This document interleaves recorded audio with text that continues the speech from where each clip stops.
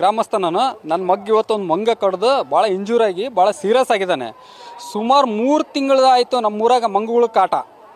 ಇದು ಯಾವ ಊರು ಅಂದರೆ ಲಕ್ಷ್ಮೀಪುರ ಗ್ರಾಮ ಪಂಚಾಯತಿ ಸತ್ತೂರು, ಹರಪನಹಳ್ಳಿ ವಿಧಾನಸಭಾ ಕ್ಷೇತ್ರ, ವಿಜಯನಗರ ಡಿಸ್ಟಿಕ್.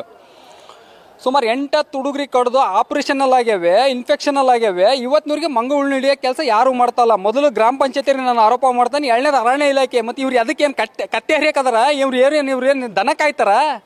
ಸರ್ಕಾರ ದುಡ್ಡೇನು ಇವ್ರು ಅಪ್ಪನ ದುಡ್ಡ? ಯಾರೇನು ಅಡ್ಬಿಟ್ಟಿಗಂಟು ಬರ್ತೈತೆ ಇವ್ರಿಗೆಲ್ಲ? ಏನೇನು ಇವ್ರೇನು ಅಲ್ಲೇ ಐಷಾರಾಮಿ ಜೀವನ ಮಾಡ್ಕೊಂತ ಇದನ್ನ ಮಾಡ್ಕೊಂತದಾರ? ಇವತ್ತು ಪರಿಸ್ಥಿತಿ ಭೀಕರಾಗೈತೆ ಊರಾಗ. ದೊಡ್ಡವರು ಓಡಾಡಂಗಿಲ್ಲ, ಹೆಣ್ಮಕ್ಳು ಅಡ್ಡಾಡಂಗಿಲ್ಲ, ಯಜಮಾನ್ರು ಅಡ್ಡಾಡಂಗಿಲ್ಲ, ವಯಸ್ಸಾದ ಅಡ್ಡಾಡಂಗಿಲ್ಲ, ಮಕ್ಕಳಂತರೂ ಇದು ಹೇಳ್ಬಾರ್ದು. ಮನೆ ನುಗ್ಗಿ ಇವತ್ತು ಮಂಗ ಕಡ್ದೈತ್ರಿ. ಮನೆ ನುಗ್ಗಿ ಒಳಗಿರ್ತಕ್ಕಂಥನ್ನೇ ಬೆನ್ನು ಐತಲ್ಲ ಪೂರ್ತಿ ಕಂಡ ಕಿತ್ಕೊಂಬತಿ. ಅದು ಪಂಚಾಯತಿ ಇರೋದು ನಮ್ಮ ಕಾಂಗ್ರೆಸ್ ಪಕ್ಷದ ಪಂಚಾಯತಿನೇ. ಕಾಂಗ್ರೆಸ್ ಪಕ್ಷದ ಪಂಚಾಯತಿ ಅಧ್ಯಕ್ಷ ಮೆಂಬರ್ಗಳೇ. ನಾನೊಬ್ಬ ಕಾಂಗ್ರೆಸ್ ಲೀಡರ್ ಆಗಿ ಇವತ್ತು ದುರಂತ ಎಲ್ಲಿ ಮುಂದಂತತಿ.